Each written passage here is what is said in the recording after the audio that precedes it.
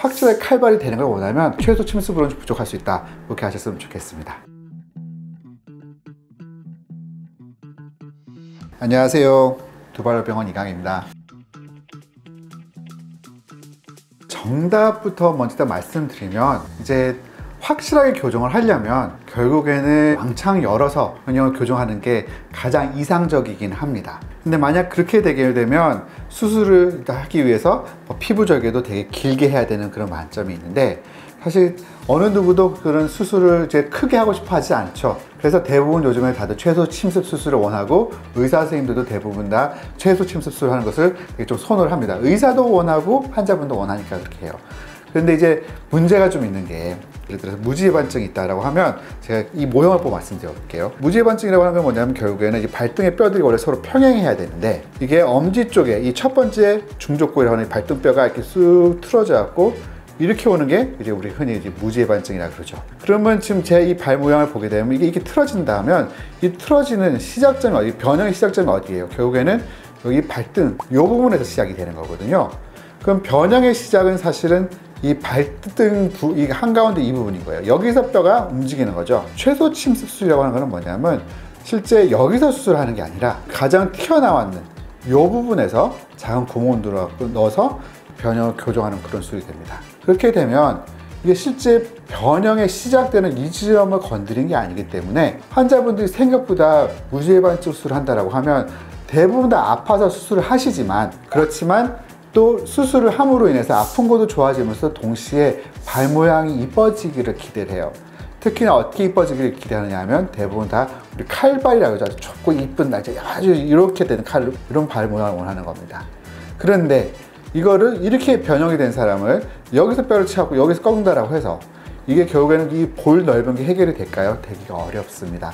그건 결국에는 이거를 다 완전히 교정을 하려면 결국에는 피부 절개를 많이 해갖고 이제 그걸 훨씬 더 아래쪽에서 교정을 해야지만, 확 꺾어서 해야지만 결국에는 우리가 기대하는 칼발을 기대할 수가 있게 되겠는 거죠.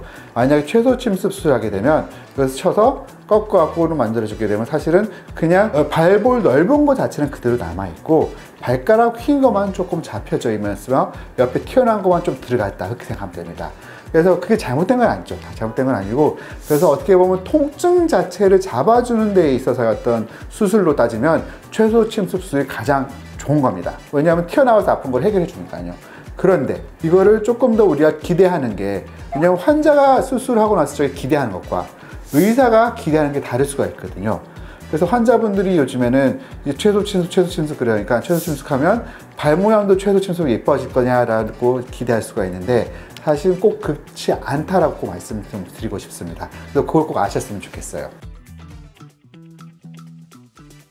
그리고 이제 수술을 하고 나면 우리가 이제 어떤 형태의 수술을 하든 간에, 그러면 뭐 잘못될 수 있는 게 없는가 되게 궁금할 수 있는데, 물론 많죠. 되게 여러 형태 어떤 수술이든지 뭐 당장에 수술하고 나서 상처 통증, 뭐 염증 생기는 거 다 가능한데, 일반적으로 무지해반증 때문에 수술을 한다라고 하면 우리가 꼭 이제 염두에 둬야 될 몇 가지가 있습니다. 첫 번째는 무지내반증이라는 게 있어요. 무지내반증이라고 하는 건 뭐냐면, 교정을 너무 과하게 되면 거꾸로 엄지발가락이 이렇게 안으로 휘는 그런 게 있습니다. 대부분 다 정형외과 의사 선생님들이 이제 수술 동의서 받을 때 다 설명을 드린 부분이에요. 이게 있고, 또 하나가 뭐냐면, 아무래도 이걸 교정을 해서 이렇게 다시 이제 집어넣게 되면, 이게 사실은 뭐 수술 방법에 따라 좀 다르긴 합니다만은, 상처를 적게 내는 수술 기법을 했을 경우에 있어서는 그게 약간 이제 발가락의 그 뼈 자체가 조금 짧아지려는 경향이 있어요. 그럼 짧아지게 된다라고 하면 어떤 문제가 생기냐면, 그러면 두 번째 발가락의 발등뼈 쪽이 상당히 길어질 수가 있어요. 길어지다 보니까 나중에 수술하고 나서 거꾸로 이 앞꿈치가 아프다고 하는 분들이 있을 수가 있습니다. 세 번째 또 뭐가 있냐면, 이제 엄지 쪽 발등뼈 밑에 보면 뼈가 두 개가 있어요. 우리 종자골이라고 하는 뼈인데, 이게 원래는 무지해반증 수술을 하기 전에는 이제 변형이 있게 되면, 이 종자골이라고 하는 뼈가 원래 이 발등뼈 중족골에 있어서 빠져나가 있어요. 딱 이제 종자골이 빠져나가 있다가 수술을 하고 나서 이거를 교정을 하게 되잖아요. 그럼 이 빠져있던 종자골이 다시 원래 위치로 돌아가게 됩니다.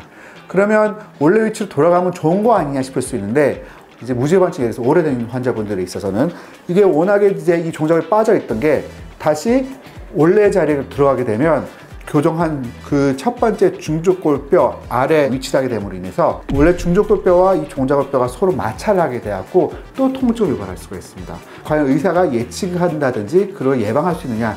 사실 그건 좀 어려워요.